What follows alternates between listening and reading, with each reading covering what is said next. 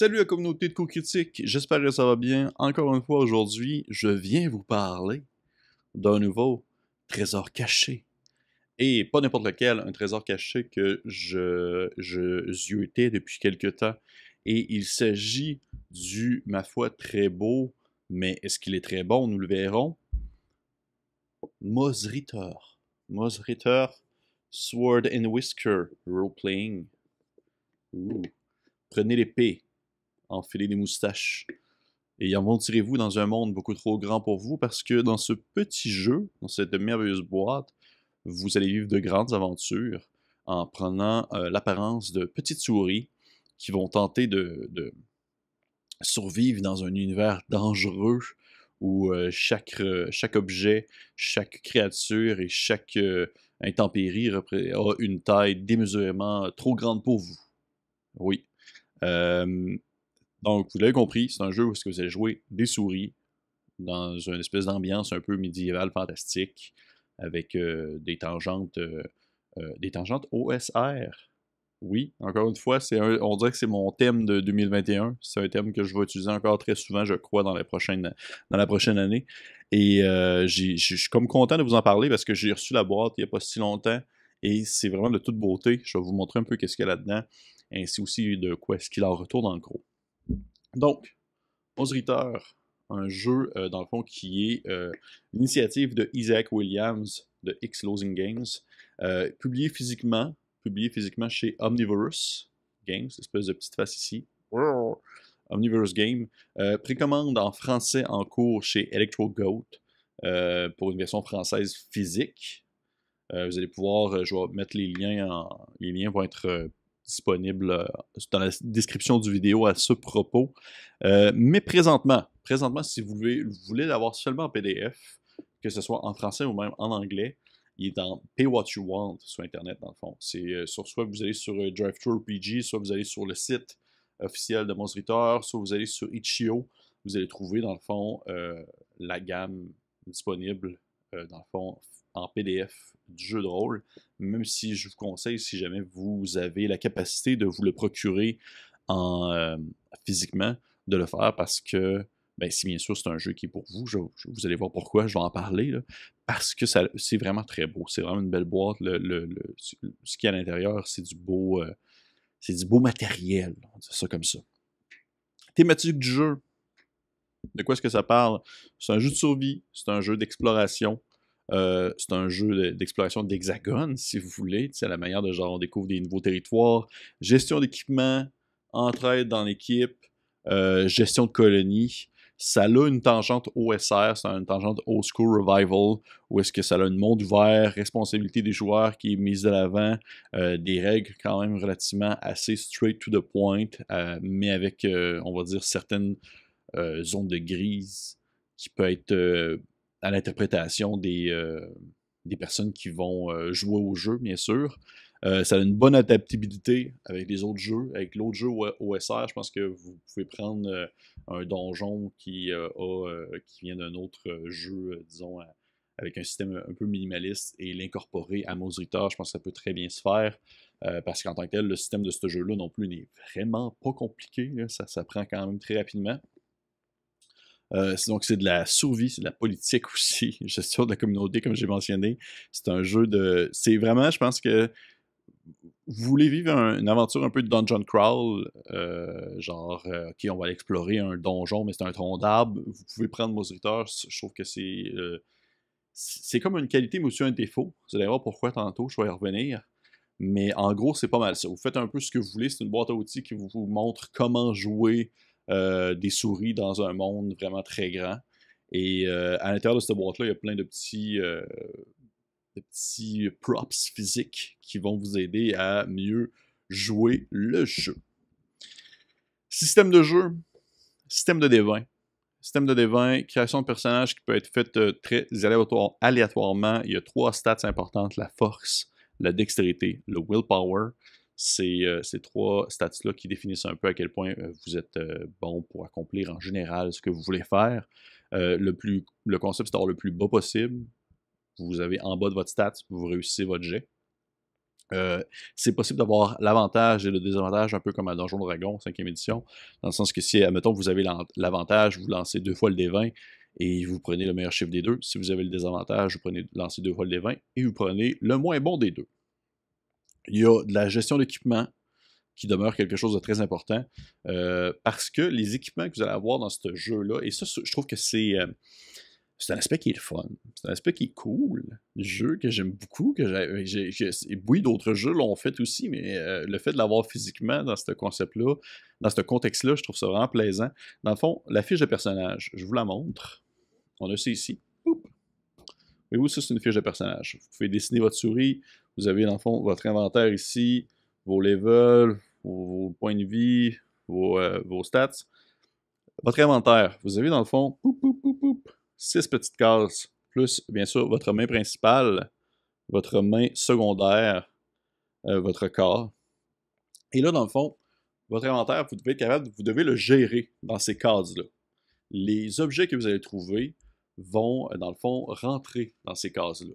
C'est-à-dire que, mettons que vous avez, on va dire, la ration ici. Vous avez ici un autre objet quelconque. Et rendu là, vous êtes plein, mettons que vous n'avez plus de place.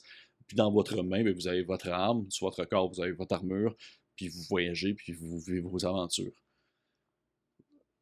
Fait qu'il y a une gestion d'équipement qui se fait à ce niveau-là. Et c'est ça qui est très.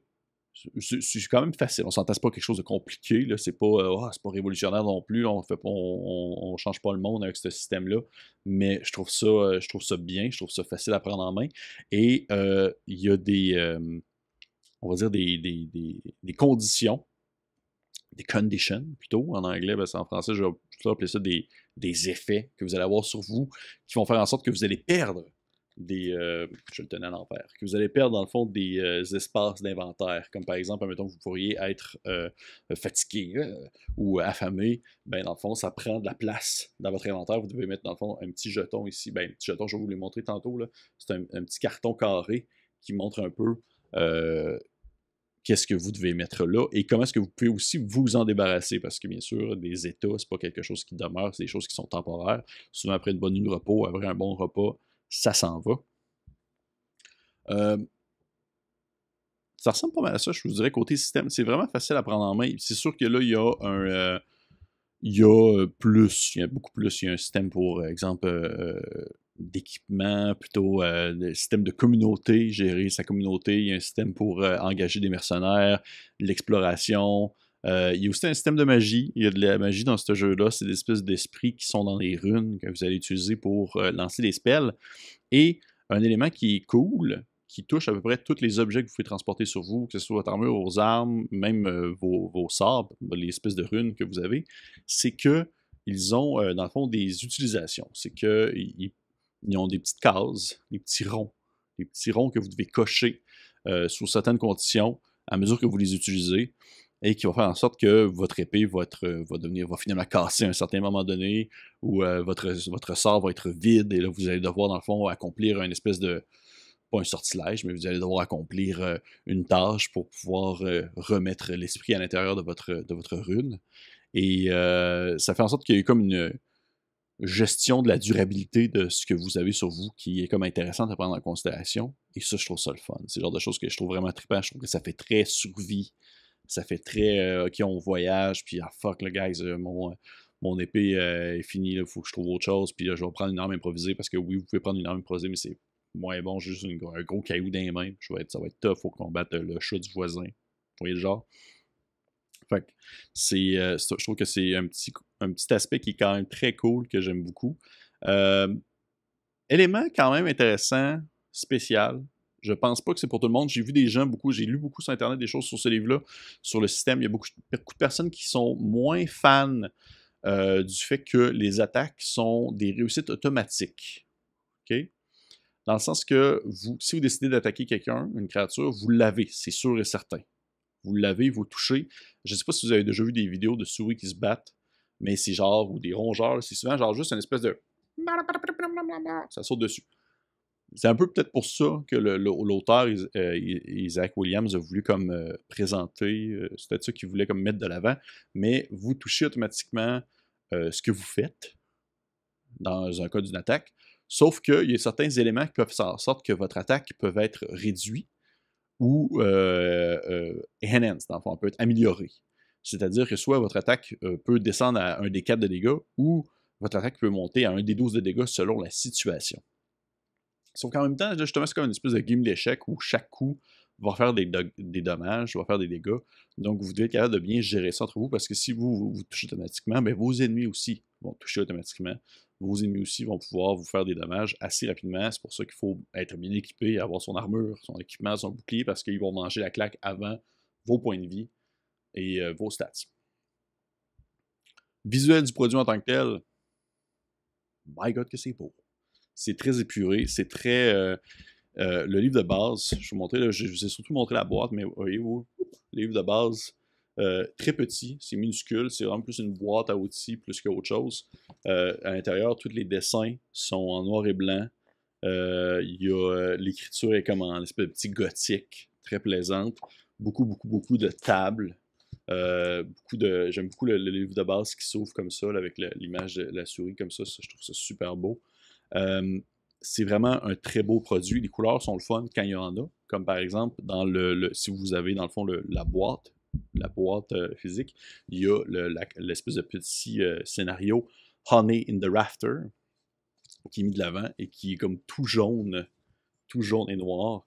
Et encore une fois, c'est très cool parce que c'est vraiment plus comme un outil plus que scénario complet. Puis ça, c'est le genre de choses que j'aime beaucoup du OSR. OSR. J'arrête pas de dire OCR. Félix m'a chicané l'autre fois, il faut que je fasse attention. OSR, c'est que souvent on va dire les scénarios, les mises en place de scénarios, c'est surtout des trucs qui sont des lignes directrices que vous devez suivre, qui vous font une mise en contexte de la chose sans nécessairement trop vous dire quoi faire, vous prendre par la main en vous disant « Mais les joueurs vont aller là, puis ils vont faire ça. » Non, je veux pas, ça demeure de l'exploration, fait que c'est de l'hexagone, de l'exploration d'hexagone, fait que c'est vraiment plus des attaches à certains endroits où vous vous dire, OK, ben s'ils vont là, OK, il se passe ça. S'ils vont là, ben il pourrait se passer ça. Ah, il y a des tables aléatoires, OK, pourquoi est-ce qu'ils font ça? Des nouveaux systèmes, Fait que, juste pour ça, c'est vraiment très beau aussi. Et là, chose que j'avais hâte de vous montrer, c'est, dans le fond, dans la boîte de base, il y a ces petites affaires-là, qui sont des petits carrés de carton détachable qui représentent, en fait, ça, c'est des conditions. Ça, c'est des armes. Vous pouvez voir ici, il y a des armes improvisées, les armes légères, les armes lourdes, des sorts. Ça, c'est des sorts qui font des effets. Faut juste savoir un peu qu'est-ce qu'ils font. Il y en a encore plein d'autres. Comme ça, ici, vous pouvez voir. Et finalement, il y a aussi un écran de jeu dans la boîte de base qui est comme ça. Qui représente une situation avec des souris contre un chat. Et il y a tous les éléments importants à l'intérieur pour le DM. Fait que c'est le genre de choses que j'apprécie beaucoup dans la boîte de base. Et encore une fois, des éléments en lien avec le scénario que j'ai parlé tantôt, d'où le jaune fluorescent. Donc, visuel très le fun. Moi, je suis amoureux complètement du design de ce jeu-là, autant dans son ton que dans son fond. Par contre, là, j'en reviens avec ma critique. C'est un jeu qui tourne bien, qui joue bien, le système est fun, est facile à prendre en main, très facile même à prendre en main. C'est pas, il n'y a aucune difficulté à ce moment-là, à ce niveau-là. Vous n'allez pas avoir plein de mécaniques bizarres, complexes à comprendre ça. Par contre, pour les gens qui sont très initiés à ce genre de jeu-là, justement au old school, au jeu qui est plus bac à sable, exploration, je pense pas que vous allez trouver ça révolutionnaire, de 1. De 2, le jeu, bien qu'il a sa mise en place, ne transpire pas dans sa mécanique par rapport aux souris. Dans le sens qu'il n'y a rien dans ce jeu-là. Tu sais, que vous soyez des souris ou un babouin, ça ne changerait rien. Si vous comprenez ce que je veux dire. Le fait d'être une souris n'a aucun impact sur la mécanique en soi. Ça a seulement un impact sur la manière que vous l'apportez en jeu d'un point de vue du lore. Fait que, au final, vous auriez pu prendre ce jeu-là, vous auriez pu prendre aussi un autre jeu, puis faire comme on est des souris, that's it. Vous comprenez? Il n'y a rien qui fait en sorte que ça explique pourquoi Il n'y a rien dans ce jeu-là qui fait en sorte que parce que vous êtes des souris, ça a un impact dans sa mécanique ou même dans son setting en soi. Et je pense que ça peut en refroidir plusieurs si certains voulaient vraiment avoir une ambiance qui allait vraiment se refléter dans son système par rapport au fait que les personnages joueurs vont être des petites créatures dans un monde très grand. Moi, ça me dérange pas, personnellement. C'est vraiment pas quelque chose qui me dérange. Je vais le jouer comme je veux, dans le sens que je vais pouvoir adapter ça de la manière que je trouve faisable et incorporer des éléments dans le système de jeu, dans la manière que je vais expliquer ça, qui va en sorte que ça va refléter le fait que les joueurs sont des souris. Sauf que je peux comprendre qu'il y a quelqu'un qui voulait vraiment se faire OK, c'est le jeu parfait pour jouer des souris ou pour jouer des petites créatures dans un monde de grand. Non. Non, parce qu'au final, ça ne change rien. La moulure est là, mais dans sa mécanique, on s'en fout. C'est pas important. Fait que je trouve ça, je peux trouver ça dommage pour certaines personnes qui se seraient attendues à plus à ce niveau-là. Sauf que pour ma part, ça me dérange aucunement. Je vais avoir bien du fun quand même. Je vais avoir un plaisir fou à mettre de l'avant, on va dire, des aspects du quotidien d'un point de vue de souris. C'est quelque chose de très gros. Et je vais avoir bien du fun quand même. Puis concernant, tu sais, recommandations pour qui est-ce que pour qui est ce jeu-là, c'est pour initier. Je pense que c'est un très bon jeu pour initier les gens au OSR. Des gens qui n'ont jamais essayé le old school, qui n'ont jamais essayé les jeux de bac à sable, d'exploration, de générateurs aléatoires, des choses comme ça. Je pense pas que c'est pour les vieux routards qui sont très fans de ce type-là. Mais je pense que c'est un très bon genre pour initier les gens au jeu de rôle, pour initier au OCR, pour les gens qui veulent jouer les souris, mais qui sont pas tant intéressés par le système de Burning Wheel qui est proposé dans le jeu des Légendes de la Garde, qui est un autre jeu de rôle qui propose aussi de jouer des souris. Conclusion, moi, j'adore. J'adore. Mais, je peux comprendre que quelqu'un ne va pas adorer. C'est tout. Écoutez, c'est vraiment mon humble avis. Encore une fois, merci beaucoup. Merci à ceux qui écoutent notre vidéo. Je vous conseille de laisser un commentaire, partager si vous avez apprécié ça, de liker notre page Facebook, de commenter, je l'ai dit ça déjà, hein? Oui. Abonnez-vous à notre YouTube, abonnez-vous à notre page Instagram, à notre Twitter. Si jamais vous décidez d'acheter ce petit volume-là, faites-moi le savoir. Je serais curieux de savoir qu'est-ce que vous en avez pensé une fois que vous avez passé au travers. Encore une fois, c'est gratuit en ligne si vous décidez de ne pas donner rien du tout. Mais c'est Pay What You Want. Je vous conseille d'encourager les auteurs, dans le fond, de l'ouvrage.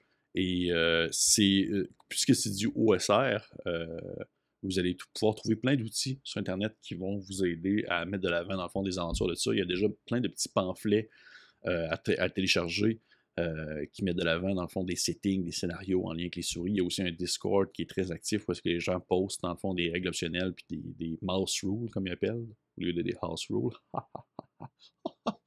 Bref, Most Reader, très bon jeu pour ma part et je vous conseille fortement de mon point de vue très personnel. Et d'ici là, merci la communauté et on se dit à la prochaine fois.